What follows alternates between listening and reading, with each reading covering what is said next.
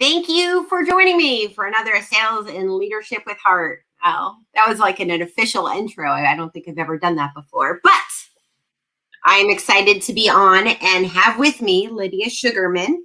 If you are coming in to join us, please let me know where you're coming from. We'd love to have those conversations about the weather thrown in there. But I would love to know where you're joining from.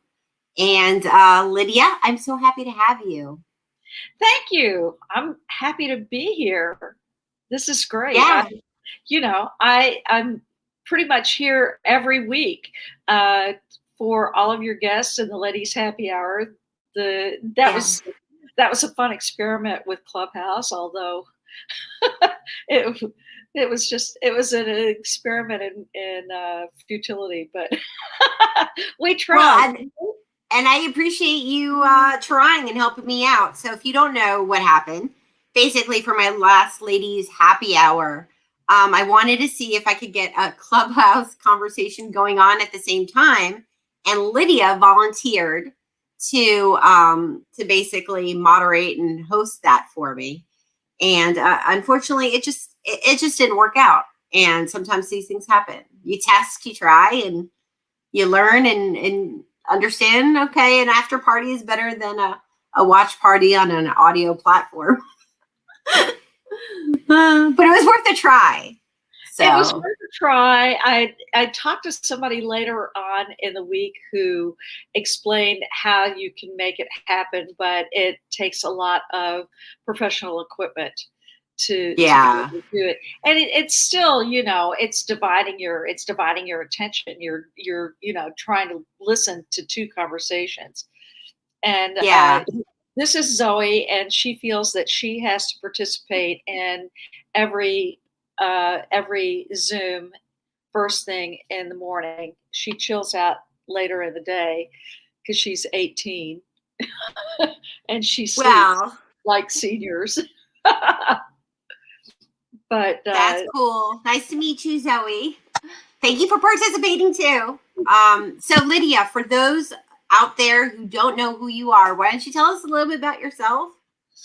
Okay, so I have my own business. It's called Venntive, and it's a comprehensive CRM platform, and we're redefining CRM. Traditionally it's customer relationship management, and we call Venntive complete relationship management because it has everything to build, manage, and grow your business.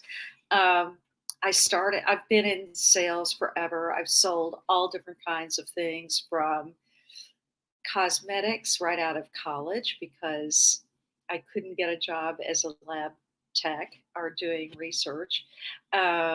And I even did in-home vacuum cleaner sales. So I feel a kinship when Jason Bay talks about doing door-to-door house painting sales, to travel to financial products and entertainment products as well. And then moved online in '95. So I'm an OG from .com 1.0. Wow. Well, and thank you for sharing that. So, what would you say has been your biggest challenge throughout your journey? Getting paid. Getting paid. How so? Well, nearly every salesperson who's been selling for any time will have at least one story about how they didn't get paid their commissions, or then of course we're also dealing with different compensation plans for different classes of people. So getting paid. I mean,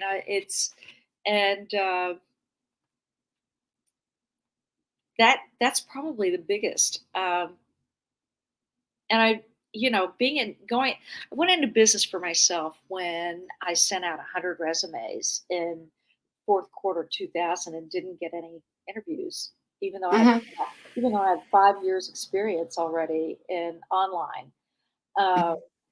And decided to go into business for myself as an email marketing consultant. And it's great because you're in control of your destiny. Wow. I hadn't thought of it that way, but it's kind of refreshing to think of it like that. Like you're in control of your destiny and it allows you to have that freedom. So now, as a CEO, what would you say is your biggest challenge now? Um, I mean, it's a crowded space, and it's differentiating the product and getting out there. We're privately held, haven't taken any outside money, so that in itself creates challenges in building awareness Hmm. of the product and also competing with the status quo. I mean, the status quo is different. Is not only is it multi-year contracts for better known technology that is maybe not the greatest, but it's also inertia. You know, Yeah. Well, yeah, the it's biggest competitor is always going to be the status quo because it's easy to not make a change than it is to actually, make a change and be innovative and try something new. yeah. Um, and being, you keep referring to me as CEO, and I think one of one of the most interesting things about calling yourself CEO for me it was a process, Hmm. and it was an evolution because I'd been an independent contractor, Hmm. straight commission sales. I mean, you're basically in business for yourself. It's not the same, and and thinking of yourself thinking of yourself as a CEO is a very different mindset, and I think um, equips you with psychological tools uh, Hmm. that help you really take ownership, step into the role, and Hmm. it feels different to spell yourself a CEO versus a salesperson or an independent contractor or a VAR or any of those things. So, how did you make that switch mentally? It was an evolution. It was a gradual thing. I mean, when I went into business for myself, I started out as an email marketing consultant. Hmm. Knew they needed an email marketing consultant in January 2001. You know, we still had yellow pages, we still did print ads, we still did direct mail, all of those things. And email marketing was really expensive. And I was selling, I was an independent contractor for for an ESP. Hmm. And then, I as time went by, I was like, I set up a formal corporate entity and Hmm. license the software, establish my own brand, um, and realized, in that process, it was like, okay, I'm president of my own company because that's what you call when you set up any kind of a legal entity, you have to assign yourself a title, and Yeah. and and and then it was just it was like growing into it. You know, Yeah. No, I mean, I have a company. I assign myself a title. I still called myself at the time a growth strategist, right? Rather than, a CEO or a president or anything because it didn't seem right, right? And I suppose maybe it's a size thing, maybe it's exactly, it just exactly, I'm a solopreneur by myself. That's not it, right. owning it. I get it. That's why I thought this was such an interesting conversation because you're one of those it always makes me laugh when you come into my events, right? And you're in the chat, and like we've talked enough that I can almost feel your passion behind some of the things you're saying. You put in the text, which always makes me laugh. Like you're the only one who always catches me every time I say I'm sorry, right? On LinkedIn Live, and will call me out on it, no less. And so I sincerely appreciate that about you, right? So it's a curious evolution of how that happens, and that like Yeah. that I mean, and I had switch. as a woman, you know, going out networking, and I, I've had business cards that had no title. I've had business cards that said president, and I've had business cards that said CEO, and now I have business cards with no title again. But that way I can, you can be anything. But I think you, when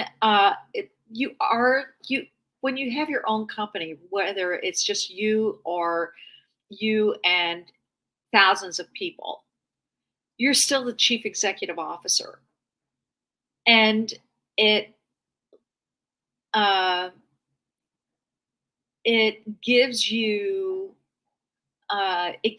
agency Mm-hmm. to really step into that role and carry yourself as a chief executive officer. You are the final, not, I don't know what, but it's on you. I can't think of the words that I want to use, but um, it's an accomplishment to be, Yeah. and I think it's part of embracing and stepping into owning that accomplishment, that you are the chief executive officer of a company, a business that you started from nothing Mm-hmm. and made Yeah. it into something.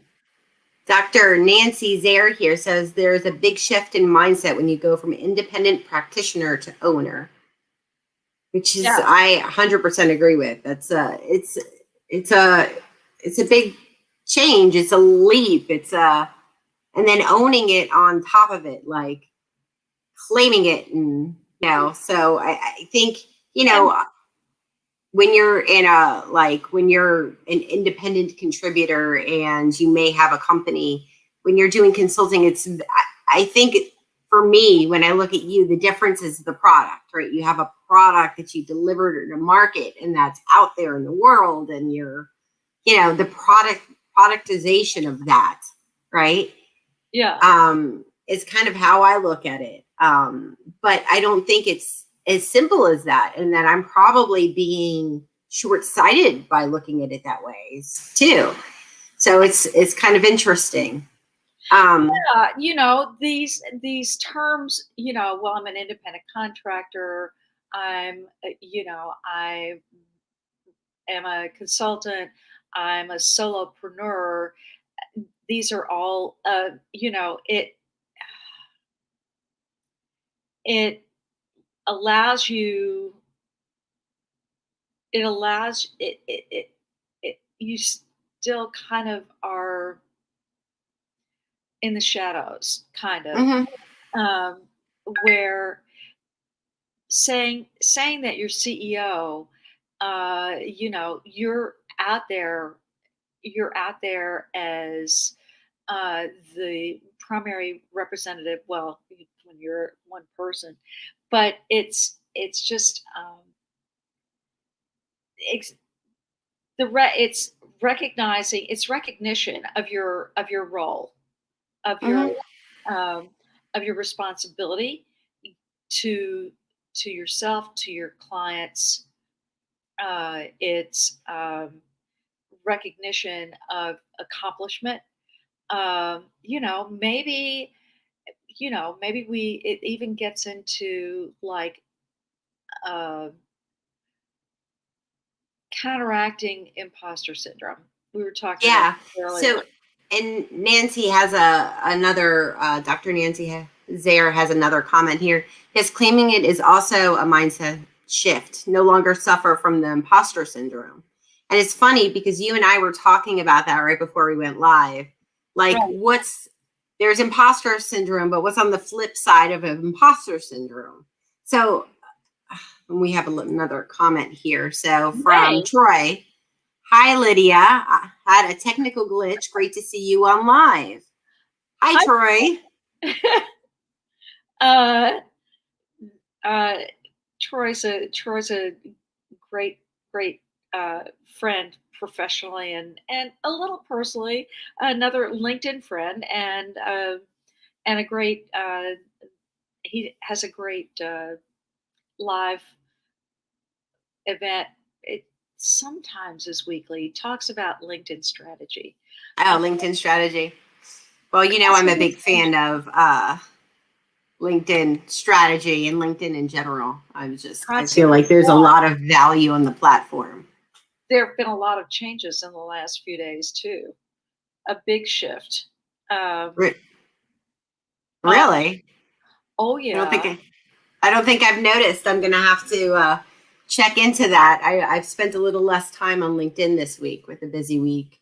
Well, the big thing is, and I'm not a LinkedIn expert, so Mm-hmm. the big thing is for are that you have to limit your request to connect to 100 per week instead of Okay.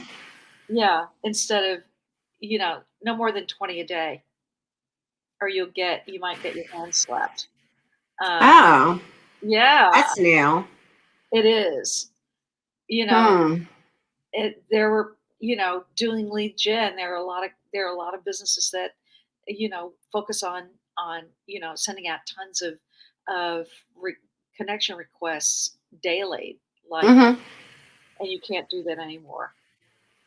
I wonder if it's different if you're utilizing LinkedIn Sales Navigator. I don't think so. Hmm. I don't think so. Um, Curious. Plus, the requests to connect still go through just regular LinkedIn. Yeah. But back, Interesting. yeah. I'll have to check into that. That's very interesting. Well, you'll have to Uh, have Troy on one of these days too. I Uh, will have to have Troy on. Troy is, yes, I'm sort of a LinkedIn nerd for our clients, but just here to help others and build relationships. Me too, Troy. I am a little bit of a LinkedIn nerd as well. Though that's not necessarily my main focus. I just really appreciate that they gave me the access to live and yeah. have really enjoy leveraging it to sort of expand the voices that are out there in our sales community. So, So the so other we were side, talking. so the other I'm sorry. side of imposter Yeah. syndrome is I said I did a little post last night just asking that question and thinking about it and I think the other side of imposter syndrome is when you step into that step into your role and uh,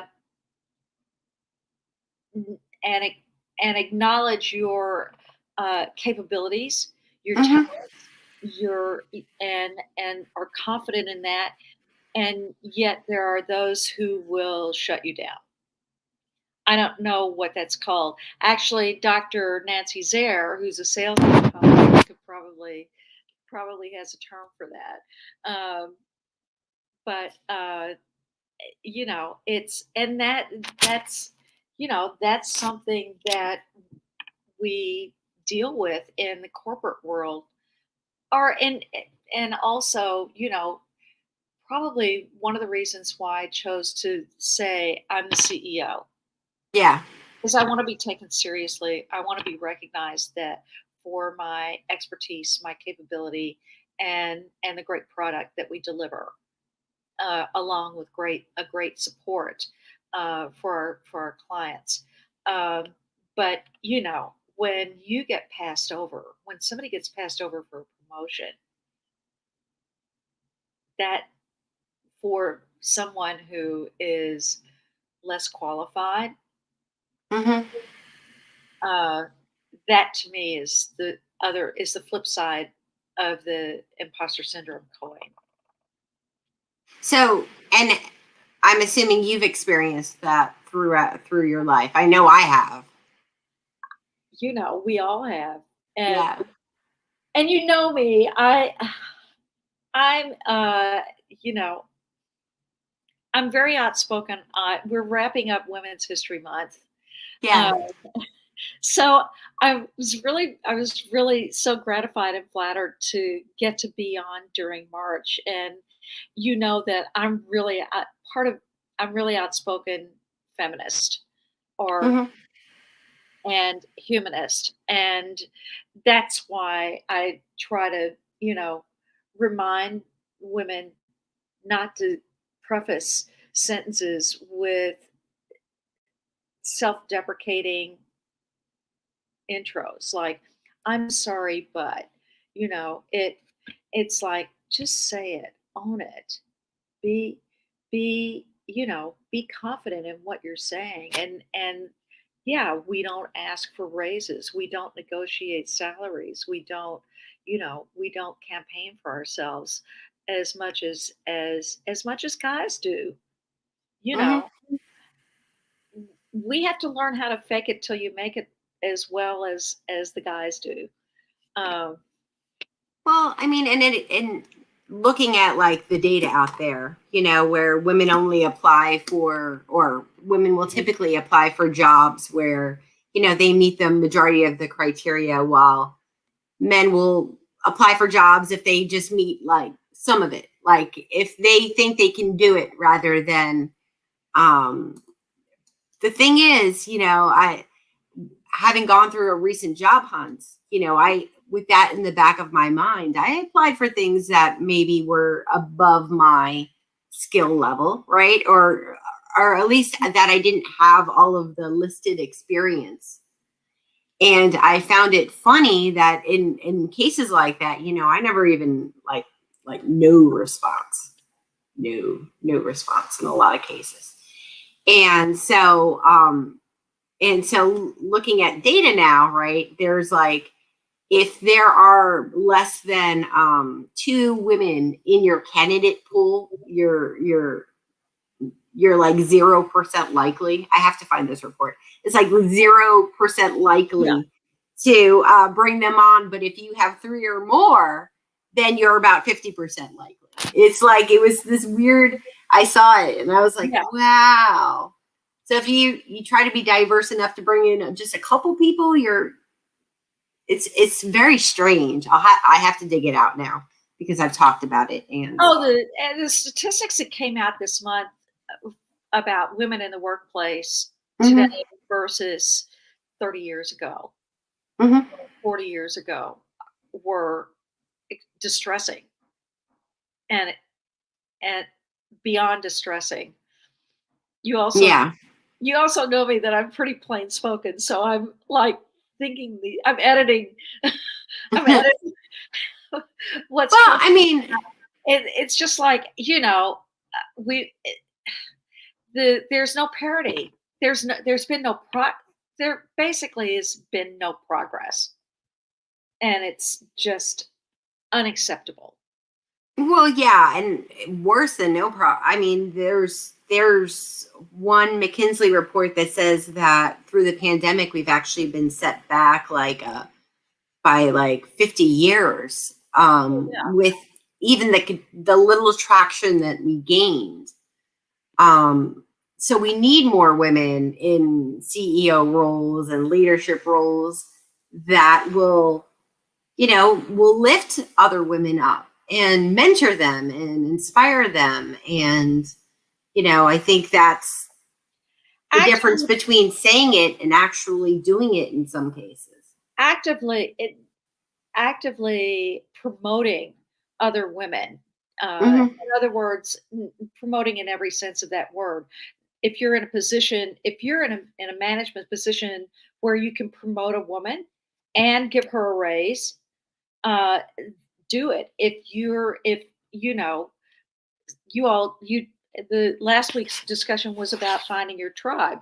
You know, Hmm. sister tribe members need to understand that there's more than just sitting around a campfire to being a member of a tribe. It is and singing songs. It is about taking an active role in materially lifting everybody up. Hmm. Um, Yeah, it's more than lip service, right? Because yeah, like International Women's Day can come and go, and there'll be a stream of people like, it's International Women's Day. This is all the things that I care about, and this is why I care, and all that stuff. But it takes time and actual effort to lift others up it's and to kind of yeah, actually do that, like do the action. I it's think kind is of so like important. thoughts and prayers. You know, Yeah. caring is like thoughts and prayers. It doesn't accomplish shit. It just doesn't. Be act, be active. Stand up. Be Speak active. out. Speak out. Take your sister tribe member by the arm and put her forward and help her, and in turn she'll help you, and everybody helps everybody, so that we get to the top of that mountain, and we have, I mean, the least we should shoot for is parity. Yeah. The least we should shoot for. We're 51% of the population. Why aren't we calling the shots? It's a good question, but I have a special guest who is joining us Yeah. because I think this is such an important topic. Next month is Mental Health Awareness Month, and Jeff is Hey, here how's it because going, he's got Jen? an amazing survey. So, Jeff, tell us about this survey. Yeah, no, I appreciate you having me on, and it's nice to Yeah. meet you, Lydia. I was just listening to the conversation, so yeah, it's great to be here. So, yeah, so Mental Health Awareness Month is around the corner. It's coming up. It's actually coming up in May, so it gives us some time to go through the data. But I've partnered with Uncrushed, which is another mental health organization, as well as AISP and Sales for the Culture. And we're really trying to create more awareness around mental health and sales, and just get a better idea of how big an impact COVID is having on the mental health of salespeople all over the place. So I've done some research on this previously, back before the pandemic started, back in December of 2019, and found that more than 2 in 5 salespeople struggle with their mental health, which is essentially more than double the average. And now, given all of the change and the intense change and sort of the lack of support that we're seeing from a mental health standpoint within sales teams, I think it's time to kind of revisit the conversation, take the pulse of the sales community to see how everyone's doing. And I really appreciate that. I did the survey myself earlier, and I thought that like the questions are very well done. Mm-hmm. And I encourage everyone, if you're live or if you're watching the replay, we'll drop the link to that survey in the comments so that you have access to it. But I think everyone should do it, because the more data we have, the more we can see what the actual pulse of the sales community is. And I think Mm-hmm. that's so. Thank you so much for doing that, and certainly appreciate your you taking that on, and all the resources you put out Mm-hmm. through the Sales Health Alliance. I've been watching you for a while, though we've never actually had a conversation, even though we meant to. So thank Yeah, you for coming on, and thank you for sharing it. Tori yeah, mentions here, sales can be stressful. Sales is for stressful. sure. And yeah, I appreciate kind of giving the platform to kind of open up and talk about this. I don't want to kind of take over the conversation that you and Lydia were having. So yeah, the goal is to get to at least over 500 responses. And since posting this morning, we crossed the sort of 200 mark, which is really exciting. So we're almost there. But Okay. yeah, hopefully people will decide to fill it out and join. And again, thanks again for the platform, Jen. And great to hear you're kind of creating more awareness around women in sales as well, and creating more creating more awareness around the importance of this, of having more women in the workplace, because I'm definitely seeing a benefit just from like how compassionate they can be and their different perspective from a sales leadership standpoint. So let's get more women in there. I'm excited. Yeah. Cool. Thank you so much for sharing your perspective. Yeah, no, thanks, Jen. See you later. Thank you. Thanks, Jeff. Okay. So thank you, Jeff, for joining us. But it's right at 12:30. The time always goes so fast, right? But very grateful you joined me. I think you gave a lot of really great feedback, to hold each other accountable, but also to really, lift each other up to, really start stepping into that role and owning, where you are, I think is one excellent takeaway. Did you have any other words of wisdom to leave with us? I guess, I just look for opportunities to help put other women forward, help other women be successful. It's important to provide emotional support, but back that up with like real support in terms of like, oh, there's this job opening and I think you would be great for it. And and if you're open to it, I want to recommend you for it. Or, as you've done with me, it's like, oh, these, you might want to talk to this person because they just said that they're looking for something like what Venntive does. And Mm-hmm. their organization would probably really benefit from using Venntive. And I have to say, referrals are hard to get. So that meant so much to me, to get a referral, and a really warm referral. So just, be active in championing women in every aspect of your life. Well, thank you for sharing your journey and your wisdom and your insights. I really appreciate it.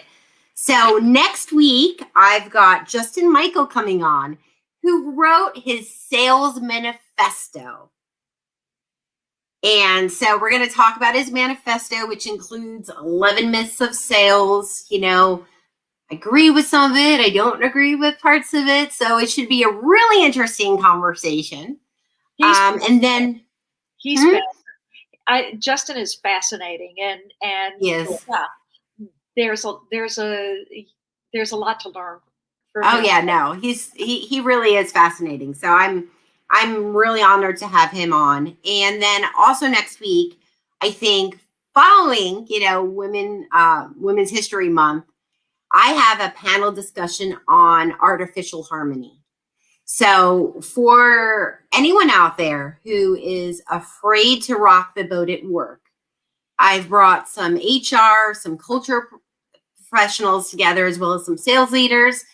And we're going to talk about how to identify artificial harmony, what to do about it, some strategies, as well as how to, when you're interviewing for those people who are job seekers, how to spot it and really figure out whether that's the place you want to be.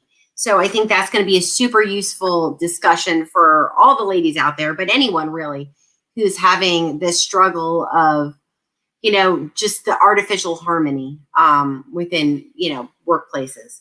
So, but thank you so much, Lydia, for joining me, and hopefully we'll see everybody next week. Thank you. Thank you. Happy Tuesday.